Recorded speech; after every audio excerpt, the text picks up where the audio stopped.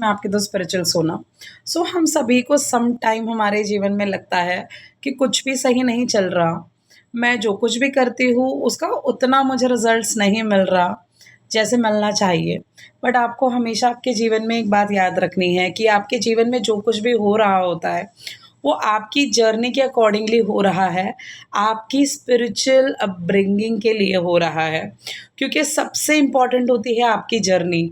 जब आप पीछे मुड़ के आज भी आपके पुराने प्रॉब्लम्स को याद करते हैं, तब आप पाते हैं कि उन प्रॉब्लम्स में भी आपने बहुत सारी चीज़ें सीखी थी।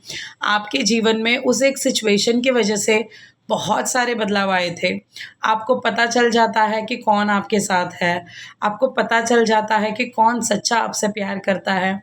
आपको बहुत सी ऐसी चीज़ें ये सिचुएशन सिखाती है, बताती है कि जेन्युइनली हम हैं कौन और कौन हमारे लिए है और हमें किस एक्सटेंट तक चीज़ें उनके लिए करनी चाहिए।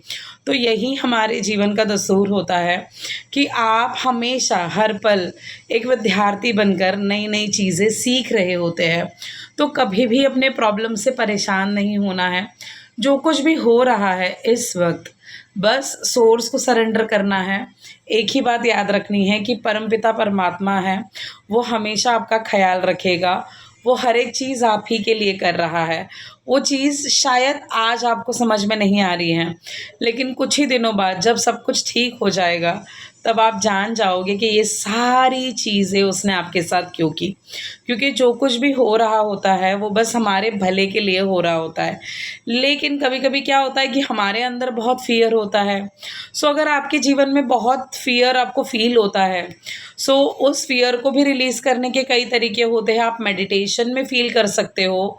आपके हाथ में ढेर सारे बलून्स हैं, उन पे उन सारे फ़ियर्स के नाम लिख दीजिए जिन चीज़ों का आपको फ़ियर लग रहा है और एक ओपन ग्राउंड में आप खड़े हैं, ग्रीन कलर की बहुत सारी हरी-हरी घास है।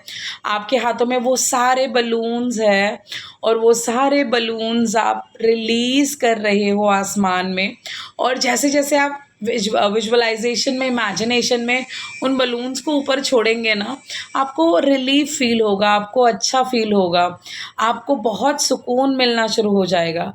उसी के साथ सेकंड जब आप ये सारी चीज़ें कर रहे होते हो, तो दूसरा आपको इस तरीके से करना है कि जो भी नेगेटिव चीज़ें हैं उनको आपको लिख लेना है।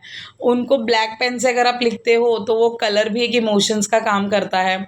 तो जब आप कुछ रिलीज़ कर रहे हो तो लिख दीजिए, लिख-लिख के उनको जलाना शुरू करिए। 1 बार करिए, 2 बार करिए, 3 बार करिए, चौथी बार, 5वीं बार, छठी बार आपको ज़रूर अच्छा लगेगा।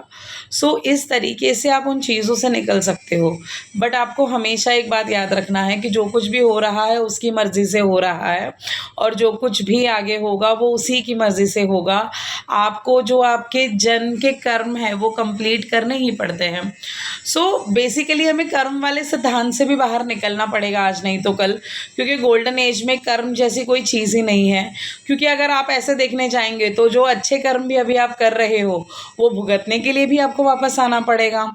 तो क्या अच्छा, क्या बुरा, आप एक बात समझ लीजिए कि अगर आपको मोक्ष प्राप्त करना है तो इन सभी चीज़ों से बाहर आना है।